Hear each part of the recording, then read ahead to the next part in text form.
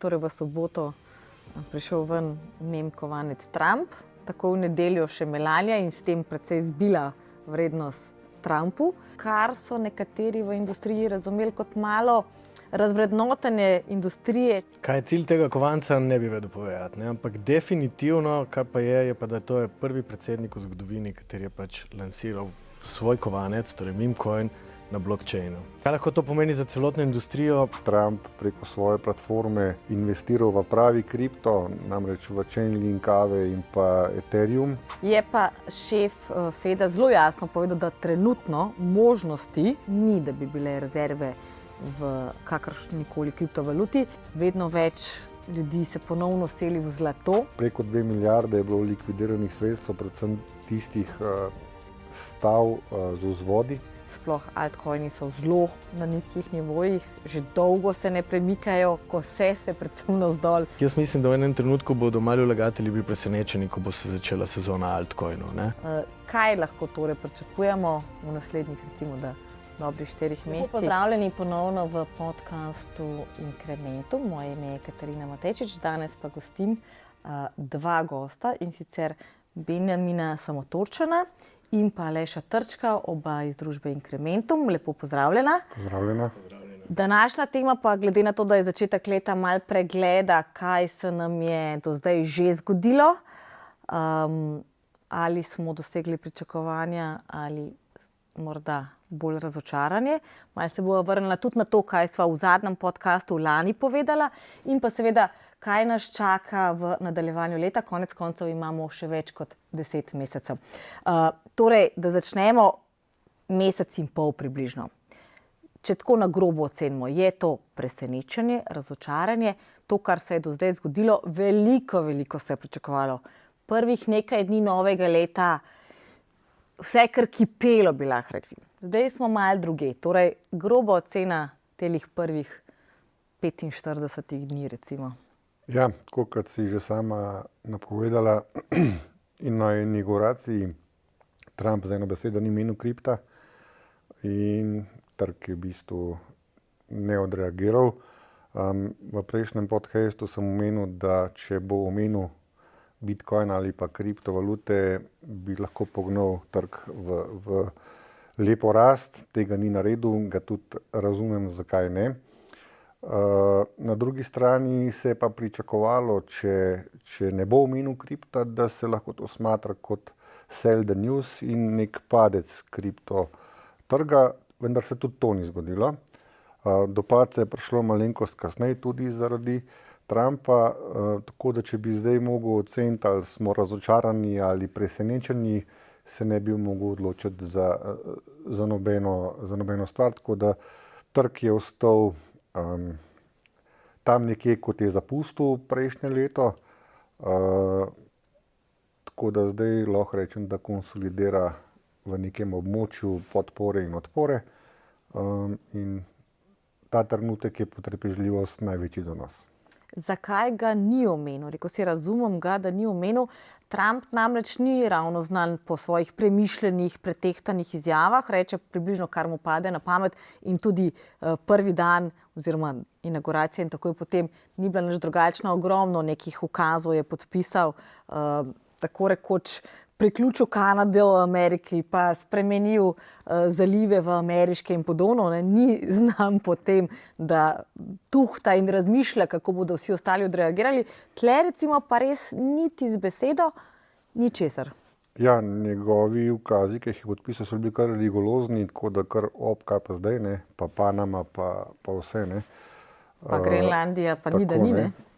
Tako da so kar malo pogledali te voditelji. Zakaj ni omenil kripta, da ga razumem iz tega vidika kot investitor?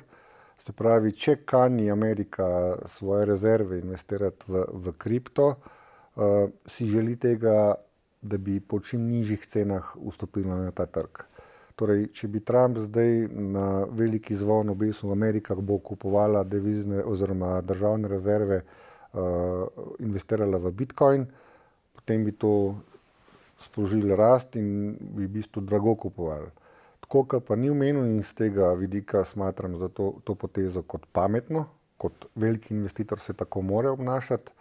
Raje še malo kontra, da bi še malo zbil ceno, da pač veliki investitorji čim ceneje vstopajo na ta trg.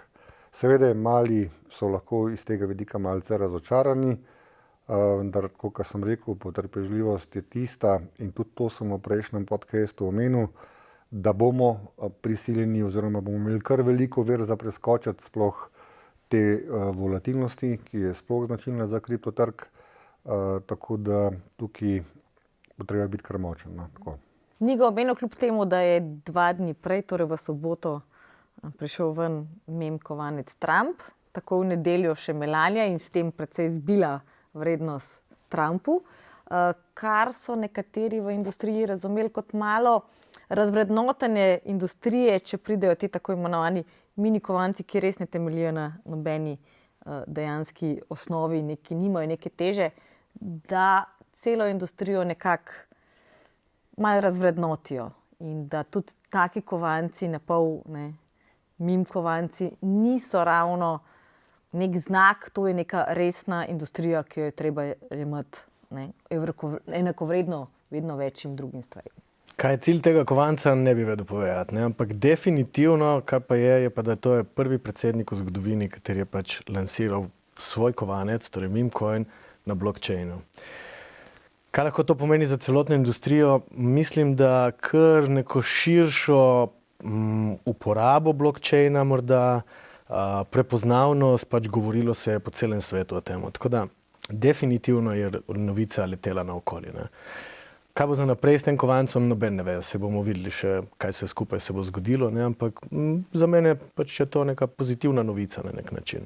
S čim sploh lahko on tle nekako ustvarja vrednost? Ker po tistem velikem boomu, prvi dan, takoj pride ven Melania, mislim, da je šlo 30% takoj dol v naslednjem dnevu, zdaj je spet to nekako noben več tega zares ne omenja. Po tistem velikem hajpu prvi vikend, direkt ponedeljek je bila inauguracija, nekako vsi so skoraj na pol že pozabili na to. Lahko to na nek dolgi rok sploh traja ali zato, ker bo 4 leta očitno v ovalni pisarni nekako ta val jaha? Kovancu se lahko neka uporabnost dodaja. Torej lahko kovanec zdaj je samo nek meme coin, na koncu pa ima še neke uporabne vrednosti. Ne vem, lahko bo imel kakšne promocije, lahko bo imel karkoli gor na temu, se lahko pač zadeve se dodatno pol nekako sprogramirajo. Definitivno pa je še kar nekaj kovancev zaklenjenih, kateri so pač sprogramirani, da bojo v naslednjih letih se počasi odklepali, tako da dajmo se pustiti presenetiti. Mislim, časa je še kar nekaj tega, da vidimo, kaj bo iz tega. Mislim pa, da ni kar nekaj. Definitivno se bo še govorilo o tem kovancu. Če lahko še jaz tukaj dodam, ta meme Trump je bil kar malo atipičen. Tako, kot je že Aleš rekel, 1/5 kovanca je bila izdanih, se pravi, ostalo je še zaklenjeno. In ta kovanc je dosegal cene, mislim, da rekordno $74 za en meme kovanc, kar je v primerjavi z ostalimi meme kovanci atipično. Vsi ostali meme kovanci imajo, ne vem, vsaj 3 ali pa 4 nule pred prvo številko. Ta pa je bil $74 in po market capu je, mislim, da zasedel celo 15. mesto med vsemi kriptovalutami, kar je fenomen svoje vrste. To samo pove, koliko novih investitorjev v kripto je privabil in z tega vidika je to sigurno pozitivno. Trump ga pa tudi z eno besedo ni omenjal, tako da tukaj ne vem, kaj se bo s tem dogajalo. Jaz mislim, da nič, zato ker je Trump preko svoje platforme World Liberty Financial investiral v pravi kripto, namreč v Chainlink, Aave in pa Ethereum, 391 milijonov, pa zdaj v zadnjem obdobju še 220 milijonov v Ethereum, kar v bistvu nakazuje, da bo poglavitni kovanc v tej platformi Ethereum. Zdaj Ethereum, če gledamo danes ceno, ni nekaj obetajoč, so določeni razlogi, zakaj ne. Že kar nekaj mesecev ni obetajoč. Se pravi, Ethereum se zdaj bori sam s sabo, če lahko tako rečem. Tudi Vitalik bo zamenjal odločevalce, ker se prepočasno prilagaja. To sva tudi že v prejšnjem podcastu omenila, da ima Okorn.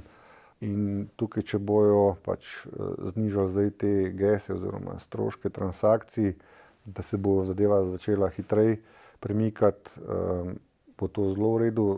Drugače pa se tukaj zdaj že bolj pogleduje na Ripple pa na Solano. Omenila sva prej ukaze, ki jih je Trump podpisal prvi dan. Ne?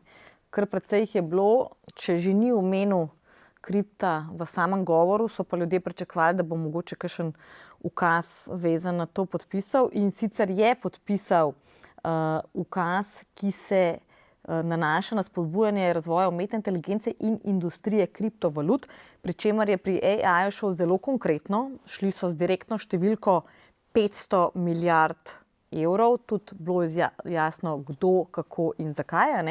Medtem ko je bilo pri kriptu bistveno manj konkretno, torej samo delovna skupina, ki naj bi naredila neke predloge zakonodaje in preučila možnosti oblikovanja nacionalnih rezerv v kriptovalutah. Zdi se mi, da je trg pričakoval malo več od njega, če že ne v govoru, pa vsaj v njih prvih 100 podpisih, ki jih je dal. Ja, še enkrat, razlogi za to sem jih omenil že prej. Spravil sem mu interes sploh velikim, da čim ceneje kupijo določeno valuto. Zdaj, kar se pa tiče obljub oziroma tega pričakovanja ukazov, pa je napredek, namreč prej je svetila rdeča luč, kar se tiče kripta, zdaj pa sveti oranžna. Torej je nek napredek, še enkrat. Ta je počasen, mogoče so res investitorji pričakovali več, bolj konkretno, kaj bo z regulacijo in vsemi temi zadevami, z davki in tako naprej. Ampak že to, da je omilil samo regulacijo, se pravi, da mu je cilj, da kriptopodjetja ostane v Ameriki oziroma da se vrne v Ameriko, jaz smatram to za pozitivno. Seveda trg tega še ni pokazal, verjamem pa, da bo.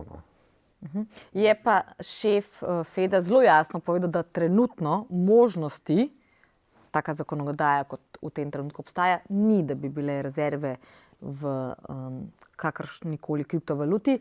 Enako je zavrnila tudi šefica ECB-ja, čeprav se nekateri lokalni guvernerji že nagibajo k temu, recimo češki guverner je že omenjal možnosti, da bi se to dalo. Lagardova je popolnoma zavrnila to možnost. Tako da centralni bankirji, ki sicer ne slovijo kot prav zelo napredni in da skočijo v prazen bazen, ampak so zelo konzervativni, premišljeni, zaenkrat se še niso otoplili za to idejo in niso nagnjeni k takim rezervam. Koliko hitro se to v bistvu lahko spremeni? Je to vprašanje enega predsednika, je to vprašanje celotnega mandata ali je to vprašanje neke tehnološkega premika ali pa kakšne velike krize, ki morda lahko pokaže nek plus ali pa minus različnih naložbenih razredov? Jaz mislim, da se tukaj v ozadju dogaja ena močna borba in mislim, da vsi voditelji ali tako Evropske unije, Amerike, Kitajske, Rusije, tudi konec koncev, nočejo zaostati. Se pravi, ko se bo začel ta val investiranja državnih rezerv v kripto, Amerika že zelo jasno, se pravi, zvezne države v Ameriki, prvih 12, zdaj so se še 3 priključile, ki ne potrebujejo potrditve kongresa, že same pripravljajo zakonodajo, kako bodo državne rezerve investirale v Bitcoin. Ohio, mislim, da je najbližje, pa Severna Dakota, pa Arizona, so že zelo blizu. Tako da mislim, da je tukaj zdaj bolj ta strah prisoten od, bom rekel, velikih od držav, da katera ne bi zaostala, da ne bi bila zraven.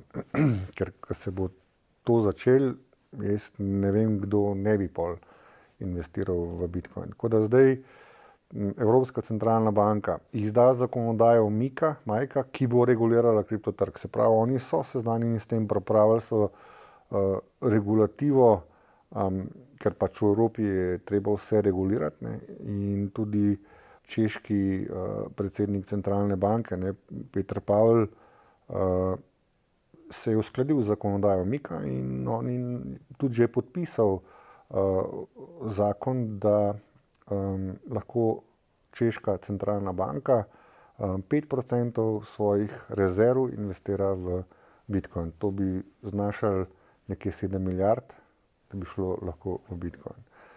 Zdaj, Amerika, jaz tukaj ne vidim, samo vprašanje časa je, Kitajska enako, Rusija enako, posamezne države Evropske unije, ne vem, da je tudi Poljska zelo zagreta, ta poljski predsedniški kandidat je tudi že javno povedal, da je naklonjen investiranju v Bitcoin v smislu državnih rezerv. Tako da, ja, tle bomo mogli biti potrpežljivi in se obnašati kot investitorji, tako kot se veliki obnašajo, no, čisto. Bi lahko Kitajska stvari precej pospešila? Oni so se tako rekoč popolnoma umaknili iz kripto sveta, rekli so, to ni za nas, zdaj se spet mal postajajo vse skupaj bolj toplo in glede na to, da pač je tam partijska linija relativno kratka, pa nimamo zdaj tega doma, pa unga doma, pa vsi se morajo strinjati, ko se oni odločijo, da se bo nekaj zgodilo, se to zgodi čez noč. Tudi pri digitalnem uhanu so bistveno bliže, kot smo pri digitalnem evru ali pa katerikoli drugi valuti, kar pomeni, da ko se oni odločijo, da se nekaj zgodi, je to lahko res teden, mesec. Se lahko oni v nekem momentu, sploh zaradi trenj, tako z Evropo, tako z Ameriko, pa nazaj. Trump grozi državam BRICS, da če bodo poskušale dolar izločiti, da se jim bo maščeval, da bi morda na nek ta način oni potegnili potezo, prehiteli, ker imajo bistveno manj zakonodajnih ovir, kot recimo, da rečemo temu neke demokratične države. Vsekakor, moje mnenje je, da ja, tudi zdaj z lansiranjem DeepSeeka so pokazali, da so zraven. Za veliko manj denarja so naredili enako sposoben ali pa celo še boljši ChatGPT. ChatGPT je bil v bistvu money maker, ker smo mogli plačevati za to storitev, Kitajski je brezplačen.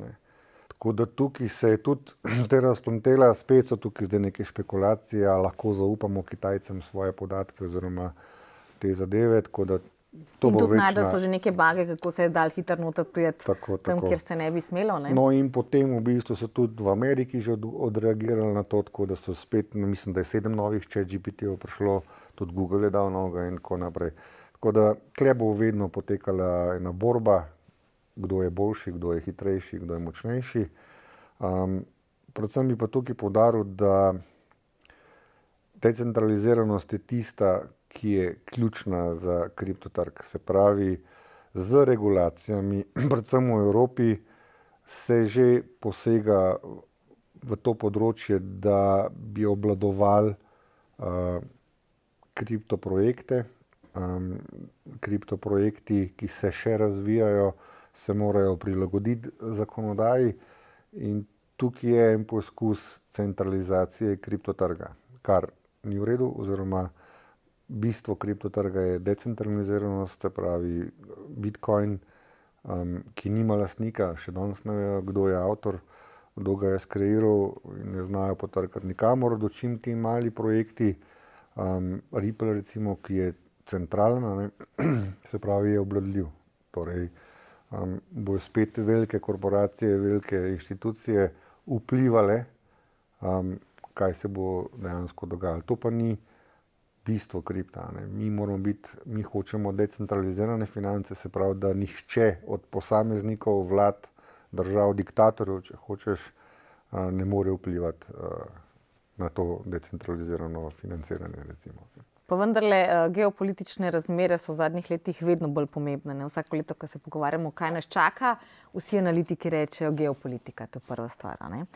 Sploh zato, ker je svet tako povezan, da vsak dan leti, 100 letal med Evropo in Kitajsko, pa še več do Amerike in podobno. In če smo prej 2 leti še malo več govorili inflacija, posledično obrestne mere, je tista famozna beseda oziroma besedna zveza letošnjega leta carina oziroma carinska vojna. Trump pravi, da je to celo njegova najljubša beseda, ki obstaja v slovarju. kar precej zaostrovanja in to na večjih nivojih. Že prej je uvedla Evropa proti Kitajski, zdaj se ravno evropski proizvajalci avtomobilov pritožujejo, da to slabo tudi na njih vpliva. Kitajci so seveda se odzvali, Trump je napovedal 25% carine na jeklo in aluminij, zagrozil je Kanadi in Mehiki, ogromno evropskih proizvajalcev ima tam tovarne, pa potem uvažajo, zdaj so že rekli, da bojo na ameriške vozila, da EU ne bo odreagirala, čeprav prav veliko ameriških vozil v Evropi ne kupujemo, že zaradi velikosti in podobnega. Kaj to v bistvu pomeni za celoten kriptosvet? Rekel si, želimo decentralizirano, pa vendarle vsi pravijo, to spet lahko pomeni višjo inflacijo, kar pomeni, da obrestne mere ne bodo padale. Vedno več ljudi se ponovno seli v zlato, tudi vlade to kupujejo zlato, spet smo na rekordnih vrednostih. Kaj to pomeni za kripto in kam ga uvršča? Vse te napetosti so dobre ali so slabe? Ponavadi vemo, katere so tiste naložbe, ki v krizah, v negotovih razmerah najbolje funkcionirajo in katere so tiste, ki v bistvu se plemenitijo v času nekih debelih krav, ko smo relativno mirni. In glede na to, da pravimo, da je kripto, predvsem Bitcoin, digitalno zlato, bi se moral obnašati podobno, pa se v bistvu v tem trenutku ne. Jaz bi rekel to prvo za Trumpa. Trump je pogajalec v prvi vrsti. Se mi zdi, da dosti stvari pove na začetku tako malenkost bolj agresivno, da sproži neko reakcijo, kar je povzročil tudi na trgu. Po carinah pač je, po tej napovedi je pač delnice so padle, kripto je padel in bi rekel, da v bistvu kaj je potegnilo za sabo, bilo to, da so pač in Kanada in Mehika so takoj pač prišle v neko na pogajalsko mizo na nek način, pa so začeli takoj reagirati na to. Zdaj, kaj bi to pomenilo za kripto v neki prihodnosti, težko napovemo, ampak definitivno je pa zanimiva poteza Trumpa. Zdaj, Benjamin tudi je že prej nekaj razlagal o tem, ampak definitivno kripto se bo razvijal, zdaj vprašanje samo kako pod Trumpom. Morda. Ja, tukaj, ko si omenila geopolitične razmere, si bi zdaj bolj osredotočil na Trumpove odločitve ali pa njegovo politiko, ki je tako na začetku rigorozna, takoj napade, takoj ugrizne, povzroči neko reakcijo, neke pomisleke, nek strah, kaj bo pa zdaj, in potem v naslednji sapi, dajmo mi te carine za en mesec malo pustiti, da vidimo, seveda treba tudi kakšne račune narediti, kalkulacije, kaj to pomeni. Jaz mislim, da to brez glav ni, da se kar zadeve lotil, je pa pač nastopil suvereno, samozavestno, jaz sem to rekel, jaz bom to naredil. Zdaj bo ali ne, kakšne bojo, to se še nič ne ve. Torej zdaj carine Kanadi, Mehiki in pa Kitajski so zaenkrat zamrznjene. Obljubil tudi, da bo v Evropi dvignil carine. Lahko pa rečem, da danes, ko izvajamo ta podcast, je pa Kitajska uvedla carine na ameriške zadeve, torej na ameriški premog, na 15% na ameriški premog in pa utekočinjen zemeljski plin in pa 10% na surovo nafto, kmetijsko opremo in pa določene avtomobile. Plus to, da je še sprožila Kitajska namreč postopek pri WTO, se pravi World Trade Organization, ki ima sedež v Ženevi, to je trgovinska organizacija, da pač ta politika Trumpa krši dogovore te agencije, tako da bomo videli, kaj bo. Napovedali so preiskavo Google in podobno. Tako. Ampak to je vse protiukrep tistemu, kar je Trump prvi zagrosil. On vedno prvi neko žogo brcne, niti ne sam vržne. Vse države so v bistvu odreagirale s povračilnimi ukrepi, tako Kanada, tako Mehika. V glavnem jaz mislim, da kukar je zdaj juha vroče, da se ne bo toliko vroče povedano. Ampak recimo tudi zaradi tega se dolar krepi. Ali močen dolar kakorkoli vpliva na kriptovalute, zelo je jasno, na koga močen dolar dobro vpliva in na koga ne. Vedno pravijo, da surovine, ki se večino na dolarjih kupujejo, pomeni, da so seveda za Evropo dražje. Ker če nekaj stane $100 in stane enako 100 evrov, prejšnji teden je pa stalo 90 evrov, seveda je to za nas dražje. Dobro je recimo za evropske izvoznike, slabo pa za ameriške izvoznike, ker so predragi. Tako da ali lahko ena močna valuta kakorkoli vpliva, še vedno se večino kriptosveta vrti v Ameriki. Ne v Evropi, še manj na Kitajskem ali v Rusiji, ali morda je tle kakšna povezava? Vsekakor lahko zdaj močen dolar trenutno ocenimo kot prva manjša zmaga Trumpa. Torej, močna valuta, predvsem pa Amerike, pomeni neko zaupanje, stabilnost, da je gospodarstvo v redu, se pravi, tudi države se lažje zadolžujejo, če imajo močno, stabilno valuto. Tako da tukaj je že s potezami, ki jih je do zdaj Trump povlekel, že ena njegova manjša zmaga, se pravi, ima močen dolar. Hkrati pa raste zahtevana donosnost na ameriške obveznice, kar pa ni recimo tako zelo dobra stvar. Na drugi strani se pa v bistvu inflacija povečuje in potem seveda z nižanjem obrestnih mer Feda kaže, da bo teh rezov manj, če sploh bodo. Tukaj smo tudi še v nekem takem mlačnem področju, ampak mislim, da se bo vse uredil. Konec koncev pa tudi mora priti do nekih popravkov, če se dotaknemo delniškega trga, ki je praktično skozi v zelenem. Do neke... Čeprav prvi tedni letošnjega leta niso bili... Drži, ampak niso bili neki brutalni padci. Ni bil lih lanski avgust. Tudi kripto, ki smo premenili, da je padel. Ja, manjša korekcija je bila, Bitcoina, tam okoli 5% do 10 recimo, v enem trenutku. Alti sicer več, ampak to je pač tipično... Ampak zdaj se dogaja ravno obratno. Če pogledamo številke, recimo v evrih, Bitcoin je bil tudi že več kot 105,000 evrov, skoraj $110,000. Zdaj je približno 95, prej smo že omenili Ether, bil je tudi že 3,400, zdaj na mal čez 2,400, 2,500. Torej, padci na altcoinih so bili v deležu, ne v absolutni številki, seveda bistveno večji. Bistveno večji. Kot pri Bitcoinu. In dejansko nekako se zdi, da vlagatelji se spet selijo iz altcoinov v Bitcoine, ker je, če gledamo vsaj kriptosvet, to neko tisto varno pribežališče. Pa definitivno je, zaradi tega, ker pač ljudje vidijo zdaj, oziroma mali vlagatelji vidijo Bitcoina res na 100,000. In ko pogledajo ostale kovance, ne vidijo nobene rasti. Ko v bistvu so bili navajeni iz prejšnjih ciklov na ta tako imenovani alt season, ki je bil seveda, ga je potegnil gor Ethereum z ostalimi kovanci. Ethereum pa zdaj nekako stagnira že nekaj časa. Kar pa je najbolj zanimivo, da je tudi v tej korekciji zdaj tretjega doživel kar močnejši padec, skoraj 14%, je pa bilo to tudi problem zaradi neskladnosti znotraj fundacije. Kar so v bistvu zdaj tudi že dogovorjeni, da bodo delali nek naslednji update aprila in da bodo definitivno hitreje pač odločali te zadeve, kot je Benjamin že prej omenil. Torej, da bojo hitreje odreagirali na stvari na trgu. Mislim, da še vedno mali vlagatelji vidijo večjo priliko v Bitcoinu, ampak v nekem trenutku, ne vem, kaj Benjamin misli o tem, ampak jaz mislim, da v enem trenutku bodo mali vlagatelji bili presenečeni, ko bo se začela sezona altcoinov. Pa se bo pretakal spet kapital v ta manjše kovance, kar nas bo, po mojem, v enem trenutku presenetilo. Predvsem so donosi lahko bistveno višji, glede na to, da imaš nižjo osnovo. Ko si ti na 100,000, greš kar nekaj traja, da greš na 200. Če si na 2,004, ni zelo taka razlika. Očitno bomo mogli še malo počakati.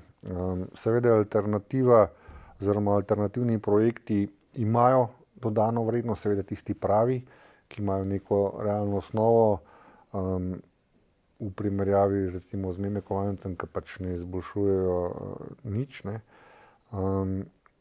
Ja, in jaz mislim, da se, če zdaj lahko kriptotrg hipotetično poimenujemo elastika, se zelo napenja. Samo en pravi trigger bo in Bomo Na zelo gor ali na dol? presenečeni. Ali boš potenciral in bo zraslo, ali bo elastika počela in bo Glede na padla vse? indikatorje, glede na tehnične analize, ki jih pač spremljam, vse kaže na gor. Vse kaže na gor. Seveda se pa lahko tudi zadeva obrne, tako da pri kriptu nikoli ne veš, ampak Ampak konec leta smo bili globoko v območju pohlepa in kljub relativno majhnemu padcu, prej smo rekli, ne, 105 v 1000 evrov na 95, smo šli globoko v območje strahu. A ne. Ni bil to nek tako zelo silovit padec. V zadnjih letih smo videli bistveno hujše. A ne. Tudi lani, recimo po halvingu in to, glede na to, da smo imeli nižje vrednosti v odstotkih, je bil padec večji, a ne? Kljub novim ETF-om, kljub vsemu, se neka ta pričakovanja večje rasti niso uresničila. Odkje ta tako zelo hiter premik iz pohlepa v strah in iz strahu nazaj v pohlep in ne, kaj, to so te točke, ko se dotikajo zgornje in spodnje meje ali kaj vlagatelje pahne na eno ali drugo stran? ja, informacije, ki se pač pojavljajo v takih korekcijah, recimo preko 2 milijarde je bilo likvidiranih sredstev, predvsem tistih stav z vzvodi, na rast. Ne. In to je botrovalo temu, da so mali vlagatelji začutili nek strah, neko paniko in se v bistvu umikali. Dočim veliki, pa mislim, da to sprejemajo z odprtimi rokami, dajte še malo, ne. Tako da in to so te pritiski, te čustveni pritiski, ko silijo malega vlagatelja, da naredi sell, prodaj, ne grem se več in tako naprej. Imam tudi enega kolega, ki je 7 let v kriptu in rekel, jaz se ne grem več, ne zdržim več. Ja, jaz mislim, da je to zelo povezano s tem alt-seasonom. Torej, alt-seasona ni dejansko. In obstaja vedno večji strah, da ga ne bo. Ne? Kaj je v ozadju, kaj se bo zdaj zgodilo, kako ne gre kot v prejšnjih ciklih. Ne? In je zanimivo, da v bistvu ljudje so moje prestrašeni. Prej si omenil, da je bilo skoraj 3 milijarde likvidacij. Ne? Tudi po podatkih jih je bilo lahko celo med 8 pa 10. Problem je bil, ker pač ne uspejo tako hitro podatke pridobivati preko API-ja in morda ni prišlo do res vseh svežih podatkov v istem trenutku, ne? Ampak dejstvo, da je šlo ogromno denarja. No, cela tržna kapitalizacija je več kot 3100 milijard, tako da tudi ta delež je še vedno majhen glede na vse skupaj. Definitivno. Je pa strah na trgu. Ne? Definitivno pač, če ni Ethereum se ne premika oziroma pade še več kot drugi. Po mojem kar nekaj So vlagatelji v kripto še bolj nestrpni kot recimo vlagatelji v delnice, predvsem pa v obveznice. Torej, če se v enem mesecu nič ne zgodi, smo že čisto živčni. A ne?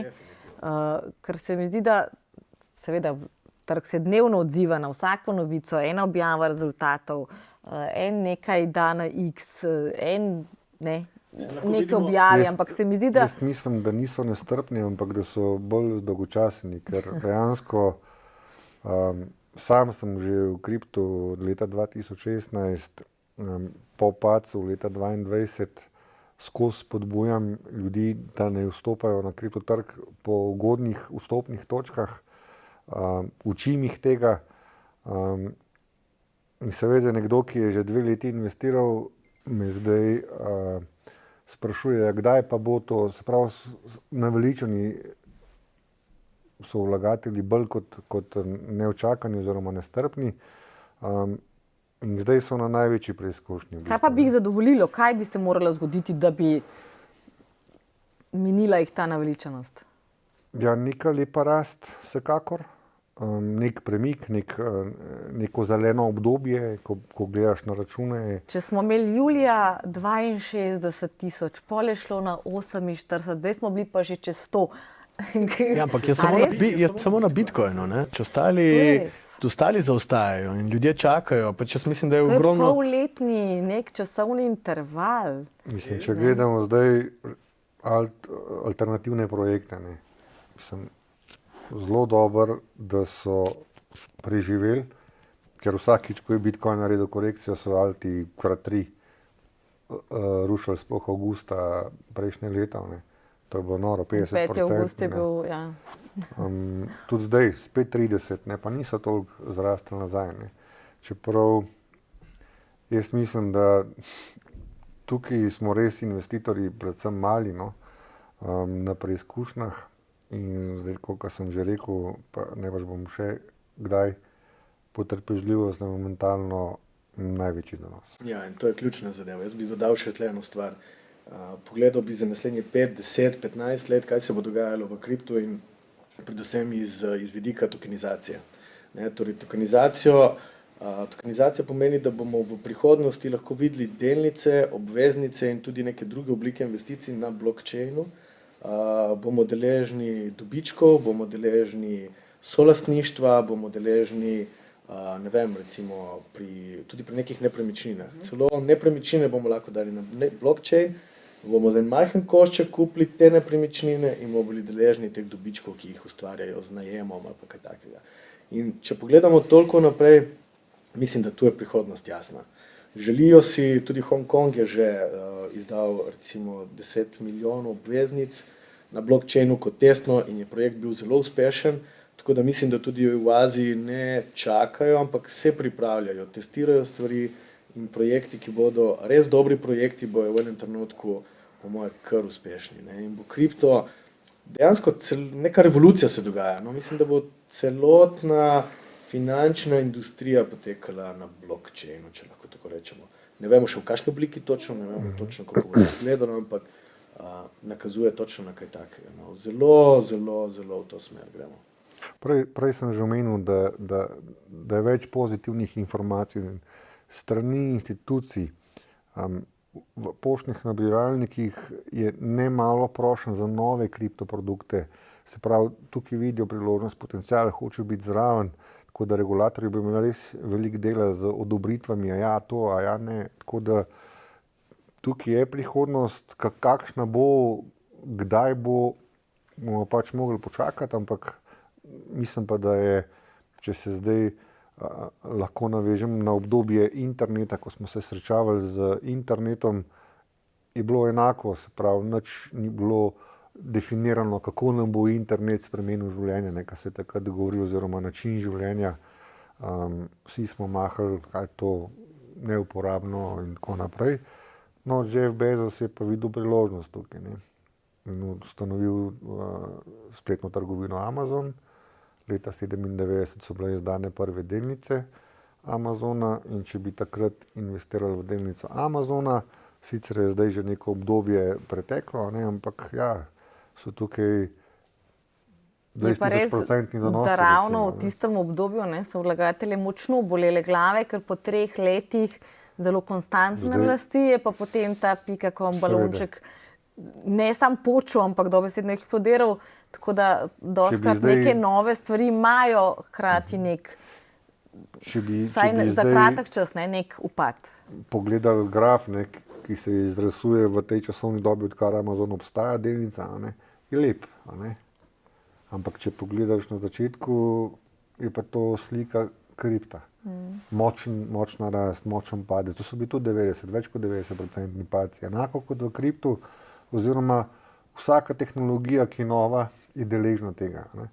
Tako da tukaj ni in jaz vedno pravim, ja, treba je gledati na zadevo tako kot na delnico Amazona. Ne. Vsi bi jo kupili, če bi vedeli, da v to naredila. Ne. Vsi bi tudi kripto kupili, če bi vedeli, da je to naredila. Tudi Nvidia pred dolgo nazaj, pa rasti šele zadnji 2 leti približno. Oni obstajajo na trgu, vsi so mislili, da je to neka nova firma, nikakor ne. Samo pač razcvet je zdaj. Tukaj je samo vprašanje časa, poti nazaj ni, tehnologija se nazaj ne bo razvijala, ampak so samo naprej. Tako da tudi nazadnje sva rekla, da leto 2025, če upava kaj napovedati, in seveda niso bila edina, ampak vsi analitiki približno podobno pravijo, da se pripravite na volatilnost. Ne glede na to, kakšno naložbo imate, ne vem, funt je vmes ful izgubil vrednost, donosnost na angleške obveznice je zrasla, na ameriške. Torej, veliko stvari gre za nekatere v pravo smer, za tiste, ki se zadolžujejo ali pa ne, so v vladi pa v malo manj. In volatilnost je verjetno edina stalnica letošnjega leta. Pri kriptu verjetno še toliko bolj.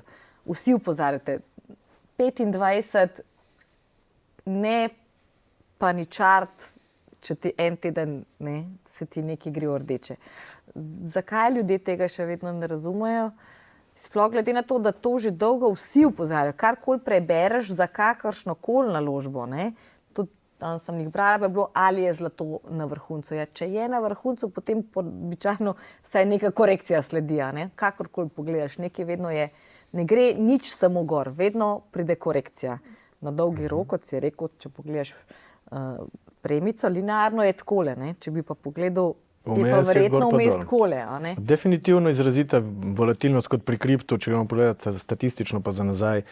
Večja je volatilnost, dolgoročno so večji dobički. Ne? Manjša volatilnost, dolgoročno pač so manjši dobički in mimo tega ne moremo. Ne? Kripto je zelo volatilen. Jaz mislim, da tle ljudje, eno je, ko jim poveš, ne? Torej jim razložiš tudi strankam, da je volatilnost in to je druga stvar, rečejo, ja, seveda, ne, ampak eno je pa, ko jo doživiš, kar je pa čisto drugače, ne, ko pridejo gor čustva, pa strah, pa kaj, če bo šlo vse na nulo, pa začneš še verjetno zraven brati novice, po vsej verjetnosti prebereš negativne, ne pozitivne, in pol je to problem, ker lahko se odločiš prodati in ponavadi z minusom, ne, kar pride do velikih napak ponavadi, ker zgubljaš denar, zakaj bi to počel, ne. To je običajna napaka malih vlagateljev, Ja, torej prodajajo, ko definitivno. pade in kupujejo, ko vsi ostali kupujejo na visoko. Koliko lahko na vse skupaj in predvsem morda na neko večjo konstantnost vplivajo veliki igralci, tudi z ETF skladi. Nazaj bi smo omenjali, da je celo BlackRock rekel, da en del premoženja, pa tudi zdaj oni svetujejo, da bi dal v kripto, ne? Sicer so mislim, da rekli 1% do 2%, kar pomeni, da moraš imeti kar nekaj sredstev, da lahko na tako male enote razdeliš. Pa vendarle, v Evropi imamo 160 skladov, ki so na borzi in so vezani na kripto. Sicer imajo samo 17 milijard celotnega premoženja, kar je nič v primerjavi z Ameriko, vendar pa naj bi še ta mesec prišel, predvidimo v Švici, BlackRockov sklad, ki bo vezan na Bitcoin. Lahko to nekako neko zaupanje da, neko manjšo nihajnost, manjšo volatilnost, torej ko veliki igralci stopijo na trg, hkrati pa lahko seveda oni z eno potezo naredijo bistveno večjo razliko kot vsak od nas, ko proda en Bitcoin, če ima srečo. Mislim, da veliko vlagatelji so že noter, so že tu. Ne vem, kako lahko vpliva neka Evropa na pač neko ful veliko rast, ampak veliki igralci so že tu. Vprašanje je samo, kdaj bodo začele države spravljati denar oziroma v rezerve pač v kriptovalute. Ne? Pa vprašanje, če bo samo Bitcoin. Jaz bi se vprašal, da bojo še kakšne druge kriptovalute kot rezerva. Ne? Lahko pričakujemo kakšne dobre novice, pa mogoče tudi določena podjetja bodo razkrila, da imajo kakšne bitcoine na bilancah. Ne? Pustimo se presenetiti. No, Nekaj jih je že. poznamo par primerov, Ja, seveda ki jih. so v bistvu služijo samo na tem, da imajo kripto v svojih bilancah, medtem ko svojimi primarno dejavnostjo ne ustvarjajo. Ja, morda jih je neke še več, pa ne presežne vemo, pa bo vrednosti, prišla ne. novica. Se tukaj strinjam z Alešem, da recimo ETF v Švici odobren strani BlackRock oziroma BlackRocku ne bo pripomogel zdaj pa to nekaj dobro. Sigurno bo pa pripomogel k večjemu zaupanju. Zdaj volatilnost mislim, da bo še zmeraj prisotna, ker je trg še toliko majhen po tržni kapitalizaciji. Torej, velike korporacije lahko že svojim imetjem kriptovalut sprožijo majhne premike, ki so lahko sploh za traderje usodni. S tem, ko se bo trg večal, pa mi v bistvu sploh ne bomo tega vedeli, da se veča razen na menjalnicah, ko pač je market cap, ker te večje korporacije, inštitucije, upravljalske hiše kupujejo bitcoine ne na borzi tako kot mi, ampak dejansko od rudarjev. Ne. Se pravi, je samo na on-chainu zabeleženo, ni pa to pač vidno na menjalnici oziroma kakorkoli. Vendar teh bitcoinov bo tudi zmanjkalo enkrat, v bistvu jih je že. Tako da tudi tukaj se strinjam z Alešem, bitcoin ni edina alternativa. V Ameriki sploh Ripple, slišal sem tudi, da se pripravlja ETF na Litecoin, sploh ne vem, kdo to drugače kupil, ampak ja, govori se že in to vse vpliva in govori v prid kripto v bistvu. Se pravi, ko bojo države z državnimi rezervami, z našim denarjem dejansko investirali v kripto, mislim, da tukaj je en pokazatelj, da je to pač nov segment finančnega trga, kamor lahko tudi sami investirajo in s tem se bo pač to zaupanje samo okrepilo. Mogoče tudi zmanjšalo volatilnost. Očitno so tudi evropski vlagatelji bistveno bolj zadržani v primerjavi z ameriškimi. Ne? Rekla sem, ETF-ov pri nas samo 17 milijard, največji BlackRock v Ameriki skoraj 60 milijard z enim, jih imamo pa 160. Torej so nasplošno Američani in njihovi vlagatelji bolj nagnjeni k tveganjem, tudi te poučeni, ne samo mali vlagatelji v primerjavi z Evropejci. Ja, Evropa se mi zdi, da malo spi, kot v enem zimskem spanju. Malo smo razvajeni, 2 klika, pa imaš transakcijo narejeno. Mislim, da še niso tega osvojili. So predvsem kot investicijo, da bi pa kripto razumeli kot nekaj, kar bo naš vsakdan v bližnji prihodnosti, a ne, pa mislim, da ne. Tako da Evropa na vseh področjih, tudi gospodarskih, je malo labilna, zaostaja. Ja. Kar v enem takem pad položaju se mi zdi, da je Evropa strani Amerike, Kitajske, kaj Evropa pa ima sploh, če se v bistvu sprašuješ. Ne da zdaj nima nič, ampak v smislu surovin, moči, konc koncev. Se mi zdi, da ni v najboljšem položaju momentalno. No. Lahko se spremenijo zadeve, lahko pa pride tudi do, ne vem, očitno in ne rečemo za ston stara celina. Ja. Mogoče glede kripta pa blockchaina bi lahko vsi šli malo na Češko pogledati, kaj gor delajo. Ker je tu Češka kar močna v blockchain industriji, kar pomeni, da prvo gostijo eno največjih konferenc o Bitcoinu, pa o Ethereumu. Ogromno nekih podjetij se je valilo na Češki gor, predvsem pa recimo je ful znana Trezor, torej te hladne denarnice. Zelo dober produkt pa je nastal točno na Češki. Tako da ta movement gor na nek način, pa te programeri gor so kar zanimivi, ampak splošno imajo zelo močen IT, ker vem, ko so ta tekmovanja, zmagujejo ravno pač ta neka, kaj bi to rekli, srednja do srednje-vzhodna Evropa. Ja, tudi Slovaki so kar močni. No. Na splošno v IT-ju, ne samo kar se tiče teh res čist novih tehnologij, in tudi v končni fazi v startupih so imeli kar precej denarja, so pobrali. Ne glede na to, je šlo to za nek AI ali za nek blockchain, ampak za vse. Da se vrnemo na začetek, torej k Trumpu, ves ta hype v zadnjem pol leta recimo, se je začel z njim, ko se je videlo, da je velika verjetnost, da zmaga, potem je zmagal, pa se je čakali, kaj bo, ko pride v ovalno pisarno. Zdaj se, kot smo rekli na začetku, ni prav veliko zgodilo. Koliko časa ima da izpolni ta velika pričakovanja kripto sveta, kriptašev? Se mora to zgoditi v letošnjem letu? Se to gleda vsa 4 leta, kolikor bo, če seveda ne bo spet česa velikega preživel tam noter? Ker, kot smo prej rekli, ljudje bi rabili vse čez noč, na hiter, stvari vse ne grejo, čeprav se danes svet spreminja s tako hitrostjo, da težko sledimo, pa vendarle. Koliko časa ima, da izpolni pričakovanja? 4 leta. Kako je že on rekel, naslednjih 100 dni bo ključnih. Časa ima dovolj. Zdaj, če gledamo malo, kako se sam mandat odvija, se pravi, zdaj je Trump praktično navrgel vse tisto, kar je v predvolilnem obdobju govoril s carinami in tako naprej. Se pravi, vidimo neke poskuse, ki so zdaj v bistvu v predalu za en mesec. Kako bo naprej, ne vem, ampak kot sem že rekel, mislim, da se ta juha ne bo pojela toliko vroča. Pravi, zdaj bo nastopil tako rigorozno, da se pokaže, jaz sem predsednik največjega gospodarstva oziroma največje države, najmočnejše valute, mislim kriptokralj, On sicer pravi, da cel svet izkorišča te uboge Združene države Amerike. Tako, ja, je malo kontradiktoren v svojih izjavah. Drži, ampak to je ta prvo obdobje, potem se to malo poleže in potem pride tudi obdobje, ko bodo sprejete relativno negativni ukrepi ali pa zakoni, kakorkoli tudi to, a ne?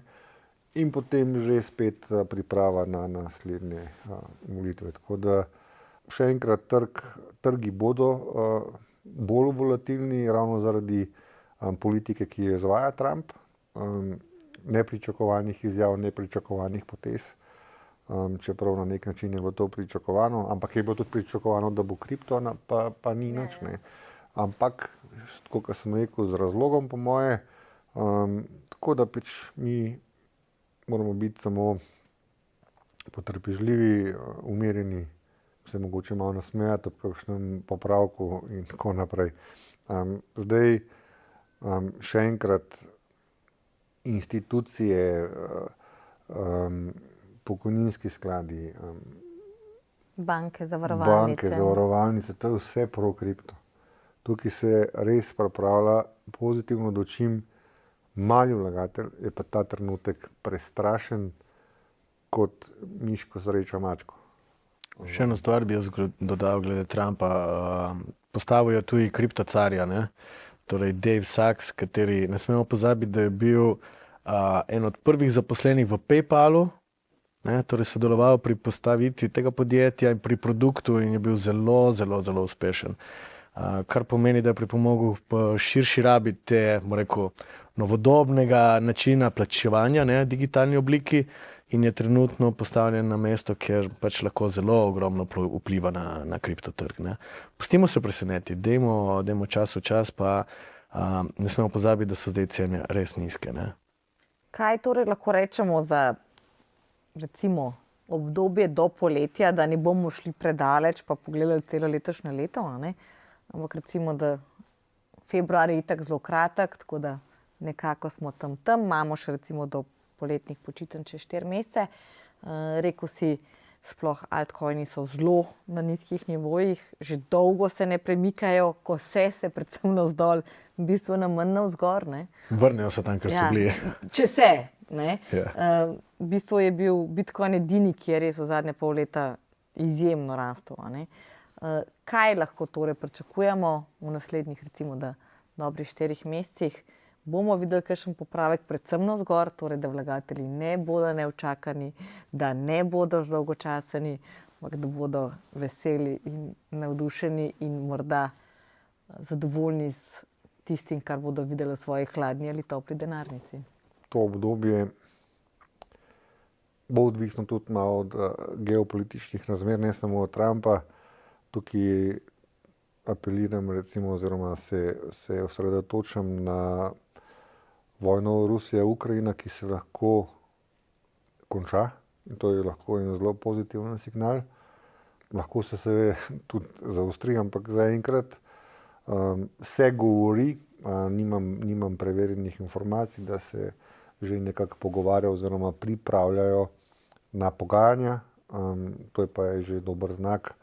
Tukaj čakam zdaj tudi države, predvsem zvezne države v Ameriki, ki resno že pišejo zakonodaje, ki je ta zakonodaja neodvisna od potrditve kongresa ameriškega. Torej, tukaj mislim, da bo prišlo do investiranja v Bitcoin predvsem, kar spet se upada s tisto mojo tezo, kar sem prej rekel, da bo do 70, potem tako, se pa spet prelije na kontrasmer. Tako. In vse to se lahko zgodi v 4 mesecih. Bodo tudi še kakšne korekcije, kar je normalno, ker korekcije so tiste, ki pač dajo potem tudi večje donose. Vsem lastnikom kriptovalut jim svetujem, da so pač mirni, da pač počakajo, da če so kakšni dipi še dokupujejo. Da naj se obnašajo tako kot veliki in ne. Naj se spomnijo na delnico Amazona, kaj se je z njo zgodilo v nekem obdobju. V kriptu se bo to po vsej verjetnosti prej, saj po adopciji oziroma sprejemljivosti blockchain tehnologije, ki že prehiteva internet. Mislim, da smo na pravem konju, no, tako bom rekel. Malo potrpežljivosti potrebujemo še. Jaz imam občutek, da ne bomo kaj dosti čakali, no, ampak mislim, da se nekaj v ozadju kuha, predvsem, ker nikamor se ne premikamo že nekaj časa in ponavadi po vzorcu, kaj se je dogajalo, več časa traja ta stagnacija, dolgočasnost, pa razočaranje, pa vse skupaj. Mislim, da bo do konkretnih nekih premikov navzgor. No? Tako da upamo, da bo hmalo tudi ta sezona na vrsti, ne? Tako da bomo tudi mali vlagatelji veseli. Ne? Kaj pa je lahko ta moment, ki na hiter, relativno rečemo takoj 10, 20, 30% te manjše valute, ker ta rast ni tako zelo težko dosegljiva, ne? Če je nekaj vredno 100, ni težko priti do 130, pa ne govorimo o 1000. Je kakšen tak moment, ki ga lahko zdaj identificiramo in rečemo, ok, tole se bo zgodil, ne vem, 3. marca, zmišljujem si, ne? Ker lani se je zelo vedelo, katere volitve so, kaj se bo dogajalo. Leto je imelo kar nekaj teh nekih točk, na katere smo se opirali, ne? Ok, letos imamo zdaj spet konec meseca volitve v Nemčiji, ampak ne, običajno njihov indeks so zraste takrat, ko je bila francoska kriza spet, ne? Francoski indeks gor, kar je popolnoma nelogično, če pomisliš, kaj se dogaja v državi, ne, sploh glede na vse ostale podatke. A je kakšen moment v naslednjih 4 mesecih, ki ga bomo malo bolj podrobno spremljali in dejansko lahko naredi? Zanimiv dogodek je recimo konec meseca, ko bo FTX začel izplačevati upnike. Ne?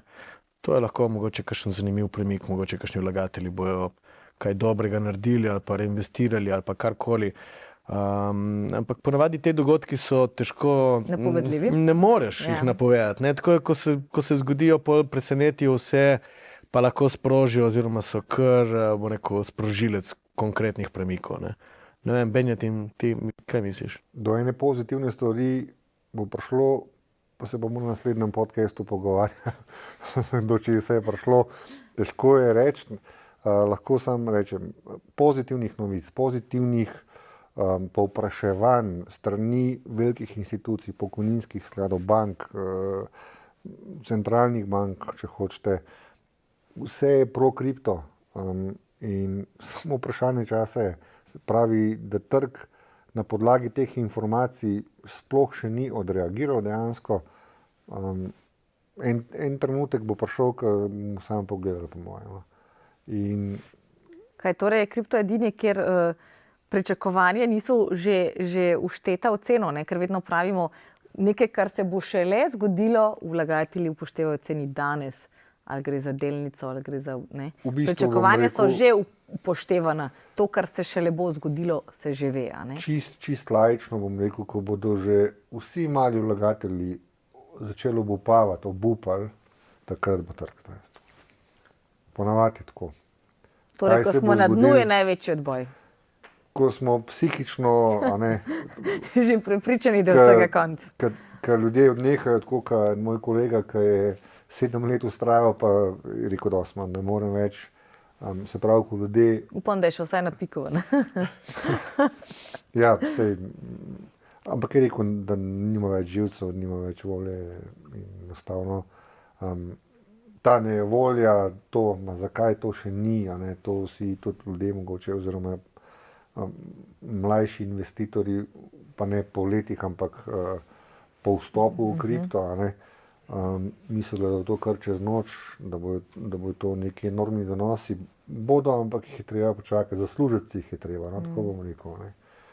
It's no easy money, se pravi, preživeti moraš, eni morajo več, eni imajo lahko srečo, da v pravem trenutku ujamejo ta cikl. Škoda bo pa za tiste, ker zdaj čakajo, pa ne vem koga. Čakajo z vstopom. Ja, čakajo z vstopom. Ne čakajo z nakupljeno košarico. Ker na koncu je pa v kriptu pomembnih, ne vem, tistih 20 dni, ki moraš biti zraven, da imaš nekaj od kripta, ali pa zamudiš vse. Torej, čakamo ta dober moment, bo prišel, samo še ne vemo točno kdaj. Mi verjamemo, da bo prišel, kdaj pa vse smo Upajmo, da presenetili. čim prej, zato da ljudi malo pomirimo in da se ta njihova dolgočasnost spremeni na pol euforijo, ki pa seveda tudi ni dobra, ker potem se druge napake, tudi vlagateljske, pojavljajo in No, delajo. to je najbolj pomembno, če lahko sam še to. No. Ja, pa zlato zdaj raste. Zlato je blizu $3000 za unčo. Zlato bo vedno rastel. So pa tudi vmes obdobja, ko se tudi z zlatom 13 let nič dogajalo. Ne. Recimo, ko je bil skozi tam unča 1300-1500. Ne. Zdaj v zadnjem obdobju v reku. Se pravi, neka negotovost, pač se ljudje nagibajo v zlato. In zdaj tukaj so največje investicijske napake. Aha, sem v kriptu, na skriptu ni nič bolj pada, kar raste, zlato pa rastem, šel jaz v zlato. In ko to naredi, kripto Bo šla tista zraste. gor, Ne. ja. Tega se, to hočem pač sporočiti vlagateljem, ne, ali pa investitorjem, ki so zdaj pozicionirani v kripto. Ne prehitro obupati. Tako. Tako je. Da končamo torej z pozitivno noto, torej ne prehitro obupati, vedno pridejo boljši časi. Hvala za vašo pozornost, ter seveda vabljeni k poslušanju, ogledu in pa srečno do naslednjič.